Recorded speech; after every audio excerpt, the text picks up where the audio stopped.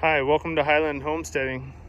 Today we're doing part 4 on the Coop update. So this is a do-it-yourself project that I found plans for, and I'll link those plans down in the description. The Coop is pretty much done. Our chickens have moved into it. They're about 5 weeks old right now. The Coop, it took us quite a few weekends to build.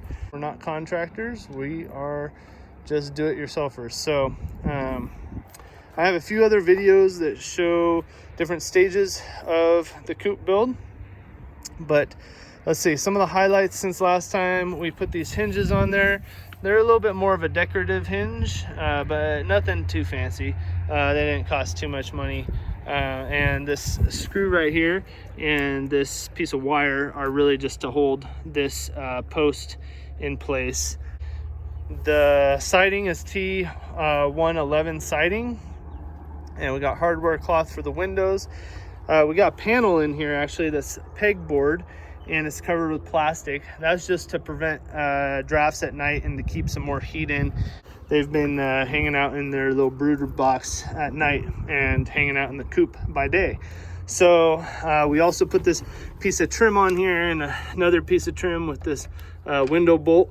And it's just a simple window bolt, but that keeps it nice and secure. And then we also got the automatic door here that has a light sensor, and that light sensor goes through a hole right there and picks up the light, and when it gets to be sunset, the door slowly closes. So make sure that if there's a chicken right in the doorway, that it will have time to get out of the way before it will be affected.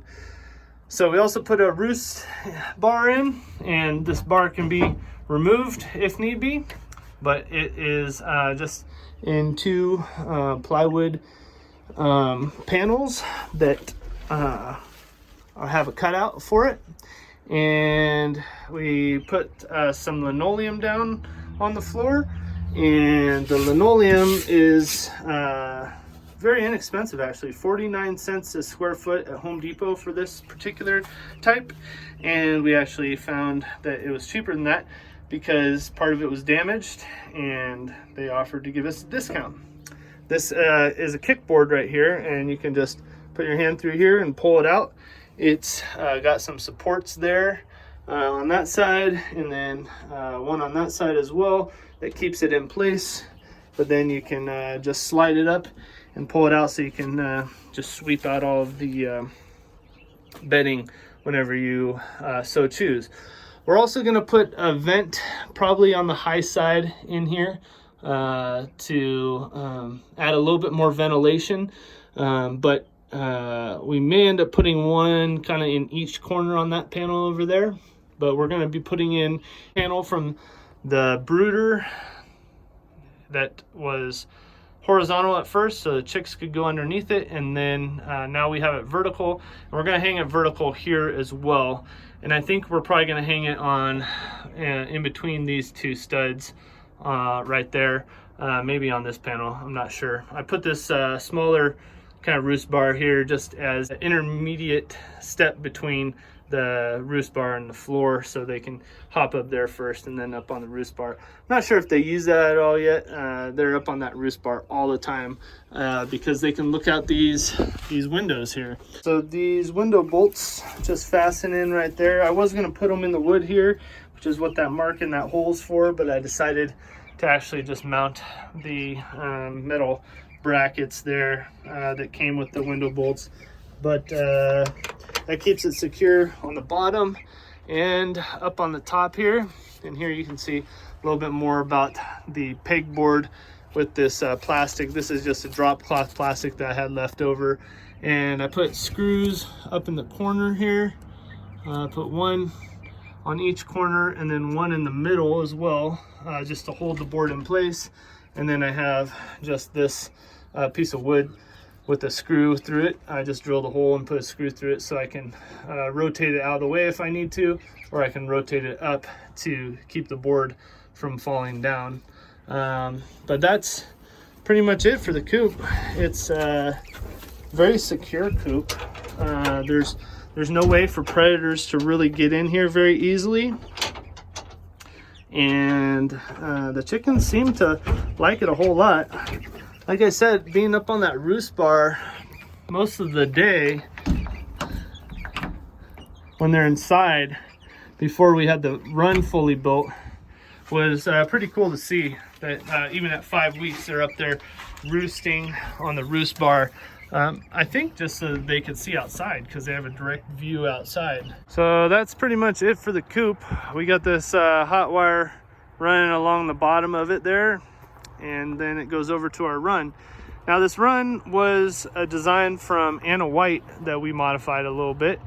I like the design of it for a few different reasons. One of which was that they used 48-inch studs here between these two 2x6s. So it's a untreated 2x6 up top. That one's 12 feet long, and that one is 8 feet long.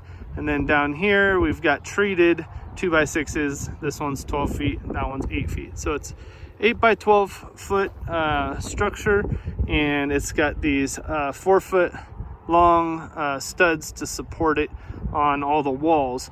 So there's 3 studs on the long wall plus the 2 end posts, and then there's 1 stud in the middle there, and there's a door. Now she had plans for doors on both, but we have a little tree there and I decided to go against it. We did a few different things on this design that's different than hers. That was one of them. So we had a large overlap of the chicken wire here. So that's almost a full overlap on that panel, but we used 36-inch wide chicken wire rolls, and it took 2 50-foot rolls and then a little bit of another 50-foot roll, just a tiny bit, because we have some area that drops down here and we want to have a pretty long apron. We're still filling that full of rock and dirt and going to build that up quite a bit on the outside. It took a while to build it up on the inside as well, as you can see there. But the 36-inch wide chicken wire was perfect for between these studs. So I took a look at her design and thought that that was a really good idea for our coop, because it looked like she was using materials very wisely. Like these 8-foot long 2x4s were cut in half. And it did cost us a little bit of money, a little bit more than we thought it would, to be honest, but we like the design of it. This piece of plywood was chosen for this spot instead of chicken wire, because the wind comes in from the south and would hit the coop pretty good in the winter and just add more wear and tear on it.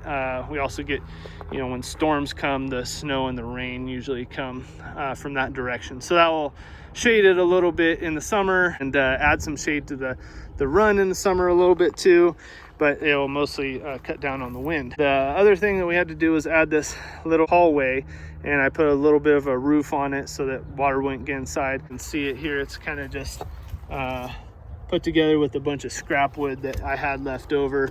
I put 2 2x3 studs there to kind of frame it up.